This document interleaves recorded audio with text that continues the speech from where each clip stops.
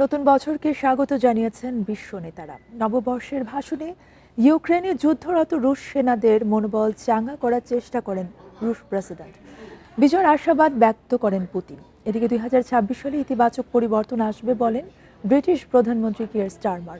তাইওয়ানকে চীনের মূল ভূখণ্ডের সাথে আবারও একত্রিতের কঠোর প্রতিজ্ঞা করেন চীনা প্রেসিডেন্ট। Мы рассчитываем на свои силы.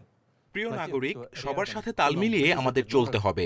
ভবিষ্যৎ আমাদের সামনে অপেক্ষা করছে, আর সেই ভবিষ্যৎ কেমন হবে তা অনেকটাই নির্ভর করছে আমাদের ওপর। আমাদের বীররা, বিশেষ সামরিক অভিযানে অংশগ্রহণকারীরা সত্য ও ন্যায়ের জন্য, নিজের জন্মভূমির জন্য লড়াই করছেন। তাদের আশ্বস্ত করতে চাই, রাশিয়ার জনগণ আপনাদের সাথেই আছে। По-своему неповторимые. Things have been tough in Britain for a while. ব্রিটেনের পরিস্থিতি কিছুদিন ধরেই কঠিন, তবে 2026 সালে আমরা যে সিদ্ধান্তগুলো নিয়েছি তার ফল হিসেবে আরও বেশি মানুষ ইতিবাচক পরিবর্তন দেখতে পারবেন। আমাদের বিশ্বাস পরিস্থিতি বদলাতে পারে এবং বদলাবেই, আর নবজাগরণের যে প্রতিশ্রুতি তা বাস্তবে রূপ নিতে পারে।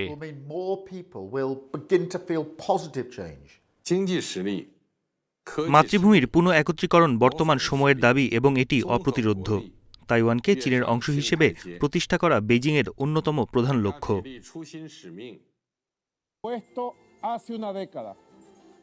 2026 সালে আমাদের অনেক পরিকল্পনা আছে। ভেনেজুয়েলার সমগ্র মানবজাতিকে নববর্ষের শুভেচ্ছা। শান্তি দীর্ঘজীবী হোক, জীবন দীর্ঘজীবী হোক। সর্বদা বিজয়ের দিকে এগিয়ে চলুন। আমরা জিতবই।